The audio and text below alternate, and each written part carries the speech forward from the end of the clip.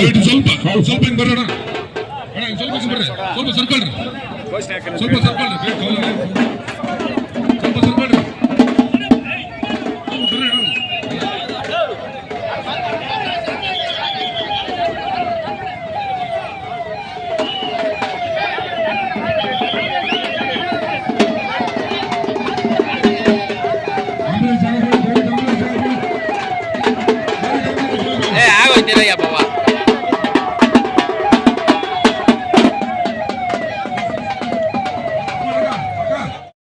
ಏನ್ ಘೋಷಣೆ ಕೂಗ್ತಿರೋ ಆ ವಿಚಾರಕ್ಕೆ ನೀವು ಅಲ್ಲಿ ಕೂಡ ಪ್ರತ್ಯುತ್ತರವಾಗಿ ಘೋಷಣೆ ಹೋಗ್ಬೇಕು.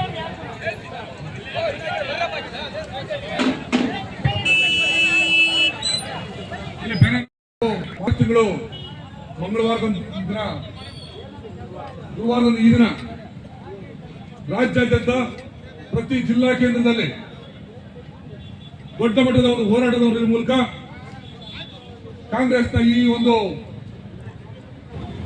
ಭ್ರಷ್ಟಾಚಾರಗಳನ್ನು ವಿರುದ್ಧವಾಗಿ ಹೋರಾಟ ಮಾಡಲಿಕ್ಕೆ ಕರೆ ಕೊಟ್ಟಂತ ಸಂದರ್ಭದಲ್ಲಿ ಈ ದಿನ ಕೋಲಾರ ಜಿಲ್ಲೆಯಾದ್ಯಂತ ಎಲ್ಲ ತಾಲೂಕು ಘಟಕಗಳ ಅಧ್ಯಕ್ಷರು ಪದಾಧಿಕಾರಿಗಳು ಈ ದಿನ ಕೋಲಾರ ಜಿಲ್ಲಾ ಕೇಂದ್ರದಲ್ಲಿ ನಗರದ ಬಸ್ ಸ್ಟ್ಯಾಂಡ್ ಸುತ್ತಲ್ಲಿ ದಿವಸ ಸೇರಿದ್ದೇವೆ. ಬಂದಂತ ಎಲ್ಲ ಗೌರವಿತ ಮುಖಂಡರಿಗೆ ಸ್ವಾಗತ ಬಯಸ್ತಾ ಏನು ಈ ಸಮಯದಲ್ಲಿ ಹೋರಾಟ ಕೈಗೆ ತಗೊಂಡಿದ್ದೀರಿ. ಈ ದಿನ ನಮ್ಮ ಇಡೀ ರಾಜ್ಯದ 6.5 ಕೋಟಿ ಜನತೆಯ ಭವಿಷ್ಯನ ಗಾಳಿ ತೂರಿ ನೆಮ್ಮದಿಯ ಬದುಕು ಕಟ್ಕೊಳ್ಳಿಕ್ಕೆ ಅವಕಾಶ ಆಗದಂತ ಸಂದರ್ಭದಲ್ಲಿ ಈ ಸಮಯದಲ್ಲಿ ನಮ್ಮ ಹೋರಾಟಕ್ಕೆ ಬೆಂಬಲ ಕೊಡ್ಲಿಕ್ಕೆ ಬಂದಂತವರೆಲ್ಲರೂ ಕೂಡ ಇದನ್ನ ಇವತ್ತು ನಡೆದಿದ್ರೆ ಏನಿಲ್ಲ ನಡೆದಿದ್ರೆ ಹೋರಾಟ ತೀವ್ರಗತಿಯಲ್ಲಿ ಆಗಬೇಕು. ಸರಿಸುಮಾರು 1 ಗಂಟೆ ತನಕ ಹೋರಾಟ ಮಾಡಿ ಕಾರ್ಯಕ್ರಮ. ಹಾಗಾಗಿ ಏನೆಲ್ಲ ನಡೆದಿದ್ದರೆ ನಿಮ್ಮ ಜೆಡಿಎಸ್ ಪಕ್ಷಕ್ಕೆ, ಕೋಲಾರದ ನಾಗರಿಕ ಬಂಧುಗಳೇ, ಏನಿವತ್ತು ನಿಮ್ಮೆಲ್ಲರ ನೆಚ್ಚಿನ ನಾಯಕರು ಜಿಲ್ಲಾ ರೈತ ವಿರೋಧಿ ಕಾಂಗ್ರೆಸ್ ಸರ್ಕಾರಕ್ಕೆ, ಎಸ್ಸಿ ಎಸ್ಟಿ ವಿರೋಧಿ ಕಾಂಗ್ರೆಸ್ ಸರ್ಕಾರಕ್ಕೆ, ನೀತಿಗಟ್ಟ ಕಾಂಗ್ರೆಸ್ ಸರ್ಕಾರಕ್ಕೆ, ವಂಚಕಟ್ಟ ಕಾಂಗ್ರೆಸ್ ಸರ್ಕಾರಕ್ಕೆ, ಭ್ರಷ್ಟ ಕಾಂಗ್ರೆಸ್ ಸರ್ಕಾರಕ್ಕೆ, ಎಸ್ಸಿ ಎಸ್ಟಿ ಹಣ ದುರುಪಯೋಗ ಮಾಡುವ ಕಾಂಗ್ರೆಸ್ ಸರ್ಕಾರಕ್ಕೆ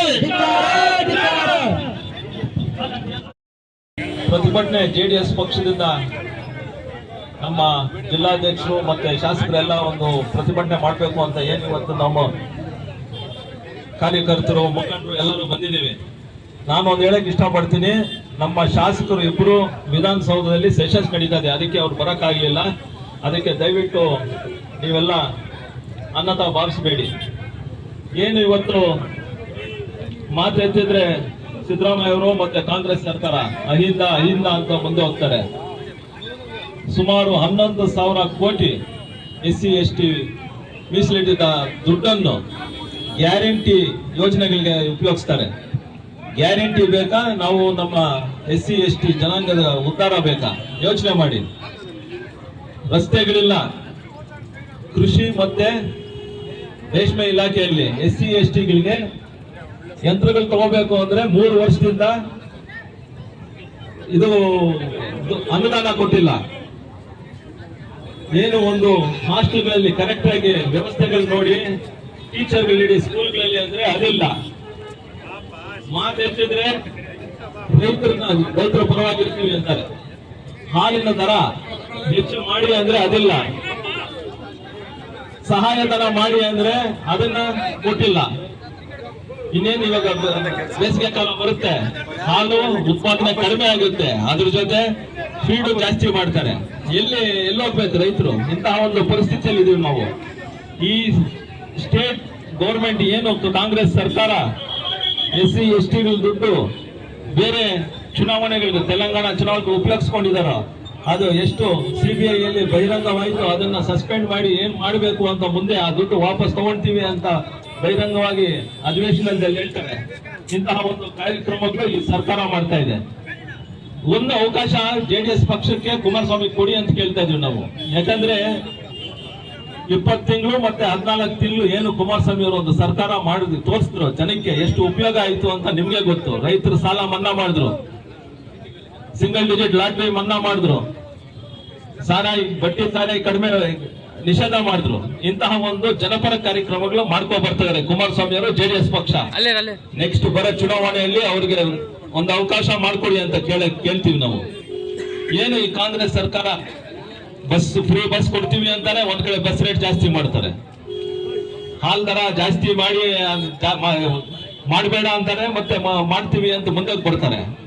ಈ ರೈತರಿಗೆ ರೈತರಿಗೆ ಹಾಲ್ ದರ ಜಾಸ್ತಿ ಮಾಡಿ ಅಂದ್ರೆ ಅದು ಮಾಡಕ್ ರೆಡಿ ಇಲ್ಲ. KEB ಬಿಲ್ ಜಾಸ್ತಿ ಮಾಡ್ತಾರೆ. ಇಂತಹ ಒಂದು ಪರಿಸ್ಥಿತಿಯಲ್ಲಿದ್ದಾರೆ. ಎಲ್ಲ ಚಿಕ್ಕ ಚಿಕ್ಕದ ವಿಚಾರಗಳಲ್ಲೂ ಎಲ್ಲಾ ಕಡೆನೂ ಟ್ಯಾಕ್ಸ್ ಹಾಕ್ತಾ ಇದಾರೆ ಹೊರತು ಬೇರೆ ಏನೂ ಮಾಡ್ತಾ ಇಲ್ಲ. 56,000 ಕೋಟಿ ಪ್ರತಿ ತಿಂಗಳು 5 ಗ್ಯಾರಂಟಿ ಕೊಡ್ತೀವಿ ಅಂತಾರೆ. ಅದಾದ್ರೂ ಕರೆಕ್ಟ್ ಆಗಿ ಕೊಡ್ತಾರ? ಹೋಗ್ಲಿ, ಅದು ಇಲ್ಲ. 56,000 ಕೋಟಿ ಅದು ಎಲ್ಲಿ ಹೋಗ್ತಾರೆ? ಆ ದುಡ್ಡು ಮತ್ತೆ ಎಲ್ಲಿಂದ ಬರುತ್ತೆ? ಅದನ್ನ ಒಂದು ನಮ್ಮ ಕುಮಾರಸ್ವಾಮಿ ಅವರು ಕೇಳಿದ್ರು, ಕುಮಾರಣ್ಣ ಒಂದು ವೈಟ್ ಪೇಪರ್ ಕೊಡಿ, 56,000 ಎಲ್ಲಿ ಕೋಟಿ ಖರ್ಚು ಮಾಡ್ತಾ ಇದ್ದೀರಾ, 56,000 ಕೋಟಿ ಎಲ್ಲಿಂದ ತರ್ತೀರಾ ಅಂತ.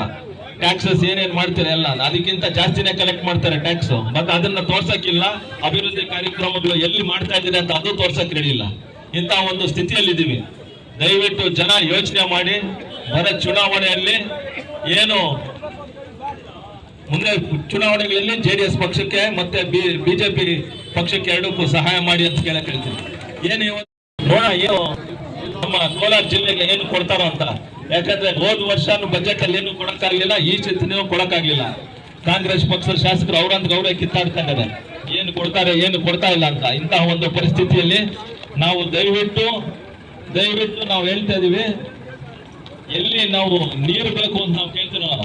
ನಮ್ಮ ಶಾಸಕರು ವೆಂಕಟೇಶ್ವರ ರೆಡ್ಡಿ ಅವರು, ಸಮೃದ್ಧಿ ಮಂಜುನಾಥ್ ಇಬ್ಬರು ಎತ್ತಿನೊಳೆ ಪ್ರಾಜೆಕ್ಟ್ ಬೇಗ ಮುಗಿಸ್ಕೊಡಿ ಅಂತ ಕೇಳಿದ್ದಾರೆ. ಅದು ಬಿಟ್ಬಿಟ್ಟು ನಮ್ಮ ಕಾಂಗ್ರೆಸ್ ಸರ್ಕಾರ ಮಾತೆತ್ತಿದ್ರೆ CL7ಗಳಿನ್ನ ಜಾಸ್ತಿ ಮಾಡಬೇಕು, ಎಲ್ಲಿ ಬೇಕಾದ್ರೆ ಅಲ್ಲಿ ಸಾರಾಯಿ ಕುಡಿಯೋದು ಎಕ್ಸೈಸ್ ಡ್ಯೂಟಿ ಜಾಸ್ತಿ, ಎಕ್ಸೈಸ್ ಅಂಗಡಿಗಳು ಜಾಸ್ತಿ ಮಾಡೋದು, ಅದಕ್ಕೆ ಡ್ಯೂಟಿ ಜಾಸ್ತಿ ಹಾಕೋದು ಅಂತ. ಅದಕ್ಕೆ ಒತ್ತು ಕೊಡ್ತಾರೆ ಹೊರತು ಕುಡಿಯೋ ನೀರಿಗೆ ಕೊಡ್ತಾ ಇಲ್ಲ. ಅದಕ್ಕೆ ದಯವಿಟ್ಟು ನಮ್ಮ ಜೊತೆ ನೀವು ಇರಬೇಕು ಅಂತ ಹೇಳ್ತಾ ನಾನು 2 ಮಾತು ಮುಗಿಸ್ತಾ ಇದ್ದೀನಿ. ಜೈ ಹಿಂದ್, ಜೈ ಕರ್ನಾಟಕ.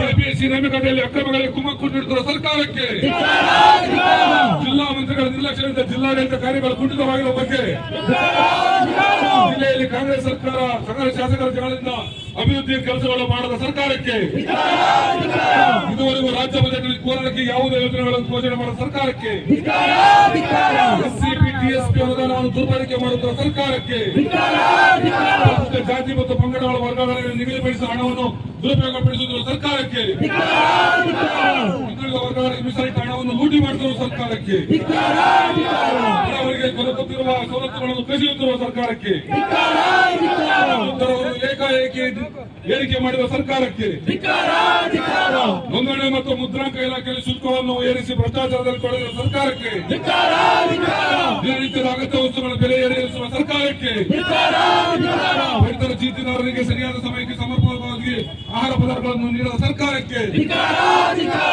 ರೈತರು ಬೆಳೆದ ರಾಗಿಯನ್ನು ಖರೀದಿ ಮಾಡದ ಸರ್ಕಾರಕ್ಕೆ, ರೇಷ್ಮೆ ಇಲಾಖೆಯಲ್ಲಿ ಹಿಂದೆ ನೀಡುತ್ತಿದ್ದ ಅನುದಾನಗಳನ್ನು ಕಡಿತಗೊಳಿಸುವ ಸರ್ಕಾರಕ್ಕೆ, ಕುಡಿಯುವ ನೀರಿನ ಕಾಮಗಾರಿಗಳನ್ನು ತ್ವರಿತಗೊಳಿಸುವ ಸರ್ಕಾರಕ್ಕೆ, ಕಂದಾಯ ಇಲಾಖೆಯಲ್ಲಿ ಭ್ರಷ್ಟಾಚಾರಕ್ಕೆ ಕುಮ್ಮಕ್ಕು ನೀಡುವ ಸರ್ಕಾರಕ್ಕೆ, ಸರ್ಕಾರಿ ಶಾಲೆಗಳಲ್ಲಿ ಮೂಲ ಸೌಲಭ್ಯ ನೀಡದ ಮಕ್ಕಳಿಗೆ ಅನ್ಯಾಯ ಮಾಡಿದ ಸರ್ಕಾರಕ್ಕೆ, ಜಿಲ್ಲಾಸ್ಪತ್ರೆಯಲ್ಲಿ ಗುಣಮಟ್ಟದ ಚಿಕಿತ್ಸೆ ನೀಡಿದ ಸರ್ಕಾರಕ್ಕೆ, ವಸತಿ ಯೋಜನೆಗಳನ್ನು ಕಾರ್ಯಗತಗೊಳಿಸುವ ಸರ್ಕಾರಕ್ಕೆ, ಭಾಗ್ಯಗಳನ್ನು ಪೂರೈಸುವ ನೆಪದಲ್ಲಿ ಗ್ರಾಮ ಪಂಚಾಯತಿ ಕಾಮಗಾರಿಗಳನ್ನು ಸಂಪೂರ್ಣವಾಗಿ ಸ್ಥಗಿತಗೊಳಿಸುವ ಸರ್ಕಾರಕ್ಕೆ, ಗುತ್ತಿಗೆದಾರರ ಬಾಕಿ ಹಣ ಪಾವತಿ ಮಾಡದ ವಂಚಿಸಿರುವ ಸರ್ಕಾರಕ್ಕೆ, ರೈತರ ಬೆಳೆಗಳಿಗೆ ಕನಿಷ್ಠ ಬೆಂಬಲ ನೀಡದ ಸರ್ಕಾರಕ್ಕೆ, ಹಿಂದುಳಿದ ವರ್ಗಗಳ ಆಚರಣೆ ಸೌಲಭ್ಯ ಸೌಲಭ್ಯಗಳನ್ನು ನೀಡುತ್ತಿರುವ ಸರ್ಕಾರಕ್ಕೆ, ರೈತ ಬೆಳೆಗಳಿಗೆ ಸಮರ್ಪಕ ವಿದ್ಯುತ್ ನೀಡುವ ಸರ್ಕಾರಕ್ಕೆ, ಮುಜರಾಯಿ ಇಲಾಖೆಯಲ್ಲಿ ಅರ್ಚಕರ ನೇಮಕಾತಿ ಮಾಡಿದ ಸರ್ಕಾರಕ್ಕೆ, ಈ ರೀತಿಯಾದಂತಹ ಒಂದು ಅನೇಕ ಭ್ರಷ್ಟಾಚಾರ ಆದಿಯಾಗಿ JDS ಪಕ್ಷದ ಎಲ್ಲ ಮುಖಂಡರು ಬಂದಿದ್ದೀವಿ. ಅದ್ರ ಮೂಲಕ ಗೌರವಾನ್ವಿತ ನಮಗೆ ಅಪರ ಜಿಲ್ಲಾಧಿಕಾರಿಗಳಿಗೆ ಮನವಿ ಕೊಡ್ತೀವಿ. ಆ ಮನವಿ ವಿಷಯ ಹೀಗಿದೆ: ಕಾಂಗ್ರೆಸ್ ಪಕ್ಷ ಚುನಾವಣಾ ಪ್ರಣಾಳಿಕೆಯಲ್ಲಿ ಘೋಷಿಸಿರುವ 5 ಭರವಸೆಗಳಾದ ಗೃಹಲಕ್ಷ್ಮಿ, ಗೃಹಜ್ಯೋತಿ, ಶಕ್ತಿ, ಅನ್ನಭಾಗ್ಯ ಹಾಗೂ ಯುವನಿಧಿ ಯೋಜನೆಗಳ ಅನುಷ್ಠಾನದಲ್ಲಿ ರಾಜ್ಯ ಸರ್ಕಾರದ ವೈಫಲ್ಯ ಮತ್ತು ಮೈಕ್ರೋ ಫೈನಾನ್ಸ್ ಹಾವಳಿಯಿಂದ ಆತ್ಮಹತ್ಯೆಗೆ ಶರಣಾಗುತ್ತಿರುವ ಸಾಲಗಾರರ ಮತ್ತು ರೈತರ ಆತ್ಮಹತ್ಯೆ ಹಾಗೂ ರಾಜ್ಯದಲ್ಲಿ ಕಾನೂನು ಸುವ್ಯವಸ್ಥೆ